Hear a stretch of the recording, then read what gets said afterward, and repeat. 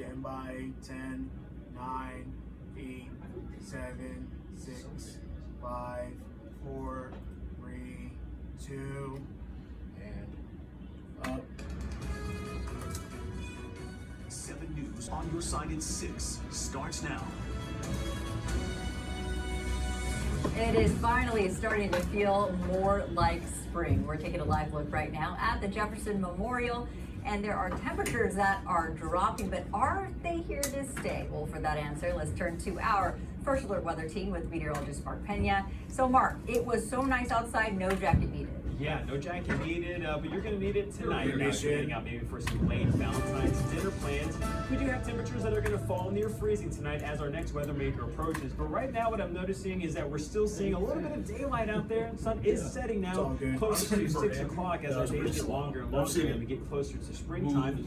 Feeling like springtime, 51 degrees is actually a little above average right now. Average To be fair, I was also kind of slow to the animation. Earlier today, around the metro, sitting very comfortably. He's got to go at some point. Right now, in a wider look shows that these temperatures are area wide. So this is also not only pleasant, but melting a lot of the snow and ice that fell 3 weeks ago, if you can believe that. Temperatures now 10 to nearly 20 degrees warmer than just 24 hours ago. So again, this warm 30 away from Mark.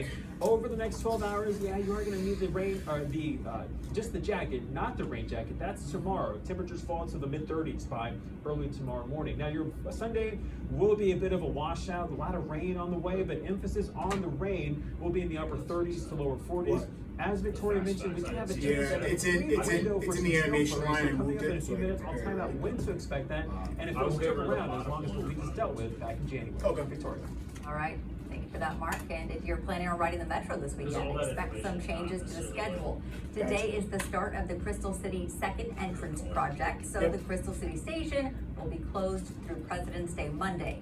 This closure will only affect weekends and run through June, with a brief break for cherry blossom season. And the red, blue, and yellow lines will experience some delays this weekend. Red line will see single tracking between Silver Spring and Forest Glen. Blue line will have free shuttle buses to replace trains between the airport and Pentagon City. And the yellow line will also have shuttle buses as part of the Crystal City project entrance. And starting tomorrow, the Roosevelt Bridge will lose a lane in each direction as crews work on a rehab project. Crews will start working on structural repairs as well as upgrading traffic barriers and widening the sidewalks over the bridge. The Department of Transportation says this will lengthen the life of the bridge and improve safety for pedestrians and cyclists. And new at 6 o'clock, the DC Department of Energy and Environment just released new numbers on the sewage spill affecting the Potomac River.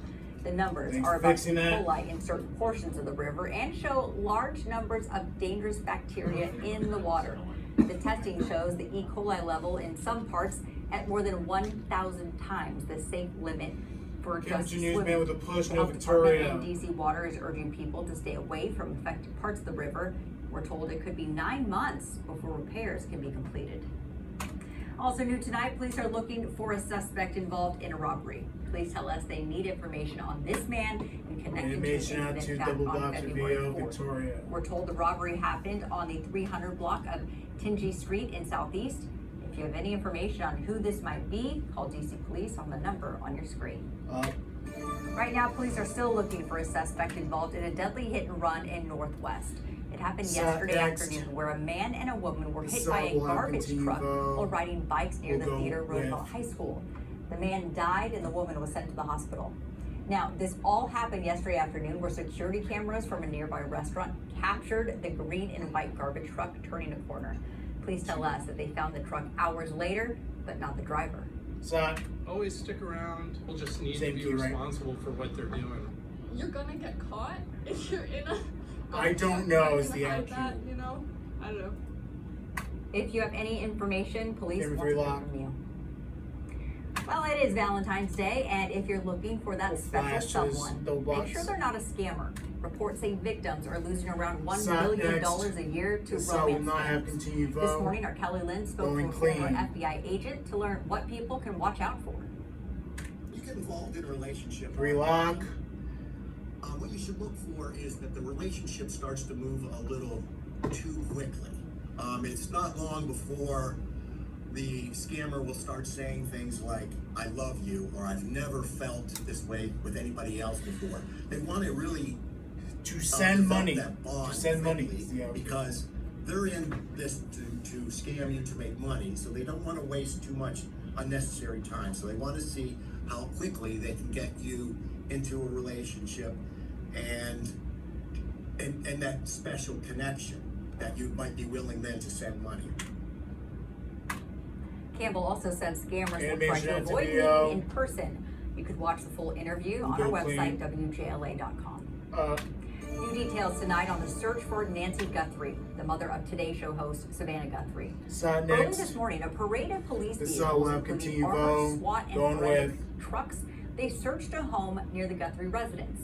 Sources tell ABC News police executed a federal search warrant on a house just a short drive from the Guthries. One of her neighbors today saying this whole saga has rocked the community. Side. I personally feel pretty secure and safe right now with all the law enforcement that's been around here. But it kind of shakes you to your core of what can happen. It here. really Also shakes in you. Arizona, 10 it seconds. is small, pretty.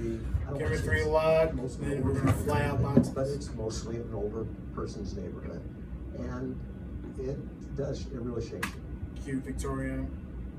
The sheriff in Pima County says he feels his teams are making progress, but that it is slow and methodical. He's calling for more tips to come in from the public as Nancy Guthrie has not been seen in 2 weeks. After Congress failed to Relock, agree on a here funding comes package for the boxes. Department of Homeland Security, we are now in another partial government shutdown. You may remember at the end of January, Congress agreed to fund most Video of the next. government through September. How does he do But it? only extended funding Go for clean. DHS by 2 weeks. Democrats pushed for more restrictions on federal immigration agents after the deadly shootings of 2 U.S. citizens in Minneapolis. A deal still has not been made on those restrictions. The shutdown could force TSA agents who fall under DHS to go without pay, which could lead to higher callouts and long lines at airports. To celebrate America's birthday and the birthday of one of our founding fathers, Stop. Alexandria Vote hosted next. a historic parade to spotlight our first president. More than 1,200 people marched We'll go through with- Old Town for the annual George Washington birthday parade. Side. The history of this nation. It's a day to pause and remember, first of all, our veterans and those who served our nation, and we respect them deeply. It's also a time We love Old Town. 5 those seconds. that have passed. But this is a small town in a big city, and this is the cradle of democracy. We love Old Town. Cute. We're Tease told is the parade dates next. back to the early We'll go clean 1800s to and video. brings tens of thousands of spectators to Old Town Alexandria every year. Tease. Still to come on 7 News at 6, Old Town Alexandria is home to several narrow buildings, some just a few feet wide. Our Rebecca Turco breaks down why these historic buildings may have been built solely out of spite. A bad break. And in 3, 2, 1. How epic was that? Hard to believe there's been a better A logic in this.